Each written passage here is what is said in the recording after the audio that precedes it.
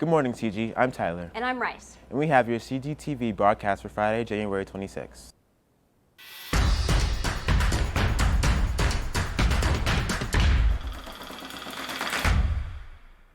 With the winter weather that's been hitting lately, car maintenance and caution driving are more important than ever.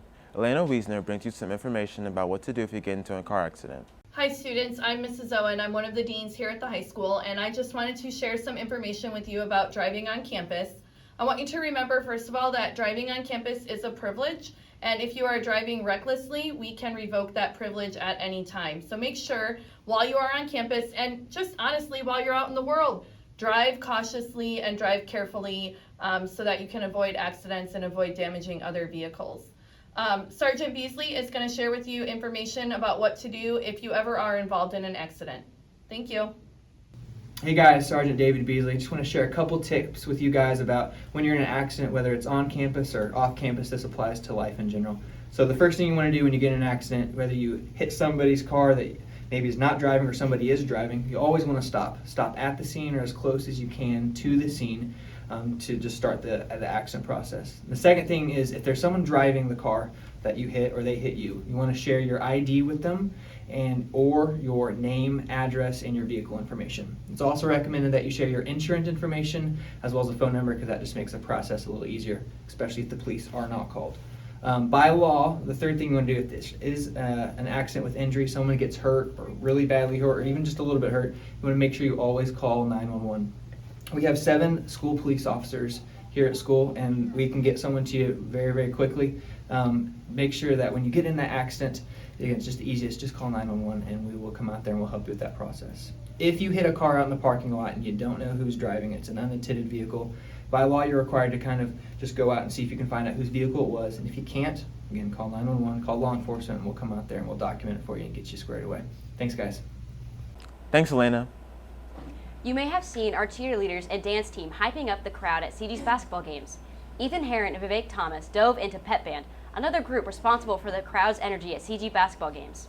At every basketball game, there's always sideline support. Whether it be from the dance team or student section, there's always something to help the crowd get fired up to support the Trojans.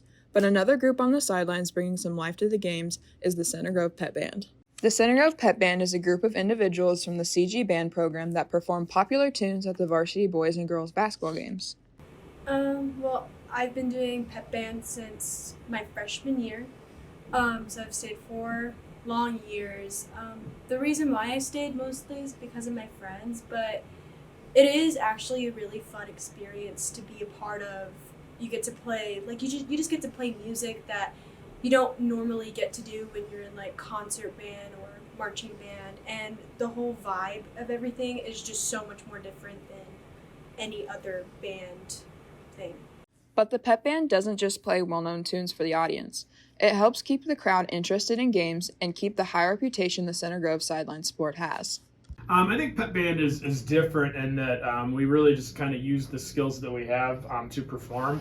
It's the only group that we have in the band department, and probably in the whole music department, that actually performs more than we rehearse. We rehearse a couple times, really rely on the older members, the upperclassmen that already know the songs from the past, to remember what those are so the newer people can kind of fit in pretty quickly. But we don't rehearse a whole lot. Most of the time spent together is performing at the basketball games, and that's kind of fun. It's kind of the payoff is usually the performances. The experience of Pep Band has also impacted students in many different ways, ranging from building new friendships to gaining new and unique experiences. I think my favorite part about being in Pep Band is being with my friends, and playing the school song is also really fun because since I've been doing it so long, I basically have it memorized. So it's really fun to just kind of like blast and like have fun. Thanks, guys. Guys, be honest. How many times a week do you think about the Roman Empire? Naya Calhoun, Kay Canada, and Hannah Vassar asked some CG staff and students what they would consider the Roman Empire. Hi guys, my name is Janaya Calhoun, and today I'm going to walk around Center Grove asking people what the Roman Empire is. Hi guys, I'm here with Terrence Milton, and Terrence, what's your Roman Empire? Getting taller. Oh, okay. I'm here with Lila Weir, and Lila, what's your Roman Empire? My Roman Empire is committing pro lacrosse. I'm here with Alex Vassar, and Alex, what's your Roman Empire? Volleyball. Dub. I'm here with Reese Cartwright, and Reese, what's your Roman Empire? The weekend. course. Here with Charlie Manderbach, and Charlie, what's your Roman Empire? Fortnite. Always. I'm here with Megan McIntyre, and what's your Roman Empire? Going to school on time. I'm here with Jeremiah Brown, and Jeremiah, what's your Roman Empire? Basketball. I'm here with Ava Cox, and Ava, what's your Roman Empire? Getting second at a summit. Oh, okay. I'm here with Charlie Rolfsener, and Charlie, what's your Roman Empire? My family. Good answer. Thanks for watching our video. Thanks, guys. At Center Grove, students are offered a variety of different art courses, one of which is fiber arts. In that class, students work hands-on with all different fabrics, from silk to felt. Ivan Gooch and Vivek Thomas bring you a look into this class and their current applique project. Art is a creation that involves a conflict between the creator and the materials used to create. Traditional mediums include paper, canvas, and clay, but creating art by decorating through the process of threading a fabric or material into other materials using a needle is known as applique and embroidery. This art form emerged in ancient cultures intended to repair worn items, but over time it became an intricate art. Students at Center Grove had the opportunity to explore this art form with Fiber Arts 1.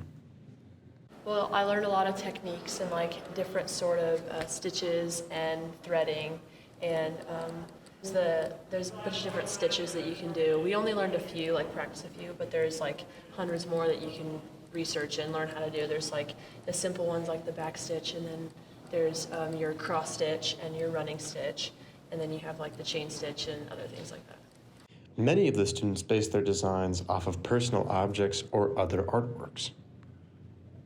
I had a really good idea about, and it was based off of Salvador Dali, the melting clocks, and so I was just gonna do a take on that, my applique is melting. And Because needlework is a time-consuming process, this project has taught students more about the connection between the idea and the artwork.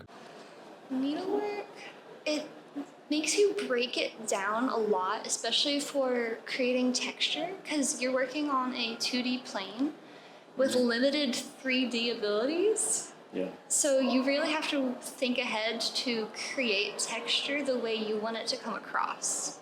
Thanks, guys. With the boys' basketball season well underway, Logan Meyer, Ben Branco, and Evan Neiswanger meet with senior Joey Smith to talk about his leadership within the team and his recent record-setting performance. What's up, CG? My name is Logan Meyer, and I'm shooting around with Joey Schmitz to get to know his legacy as a basketball player for the Trojans. So Joey, as a starter last year and a starter this year, would you say that your role has expanded on the team? Yeah, I'd definitely say my role's expanded a little bit. Definitely more of a leadership position and, just communicating, leading by example, doing a lot more for the team than I did last year, maybe.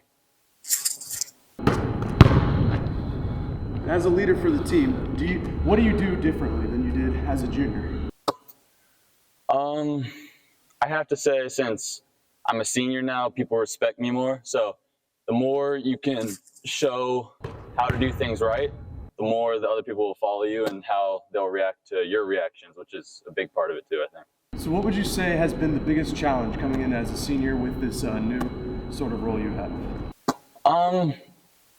I say the biggest challenge is probably doing it consistently on a daily basis. Because, you can always come in and, take a step back and maybe relax a day, but then that leading by example motto kind of falls into a backstage seat. And so, just being consistent with it and really showing people every day that you got to stay up with it and, do everything right. So as a recent record setter for CG, what does that mean to you as a Trojan? It means a lot, right? To have your name in a record book for however many years it lasts, right? It's a great honor, but a part of that too is your teammates, right? They're the ones who got me the shots, the ones who did that for me. So, it's a big testament to my team and just an overall great legacy, and I feel like something that made me proud to accomplish. Now, obviously, I'm no Joey Schmitz, but you can watch him and the Trojans play at Avon tomorrow at 7:30. I'm Logan Meyer, back to the studio. Thanks, guys. That's all we have for you today, CG. Bye.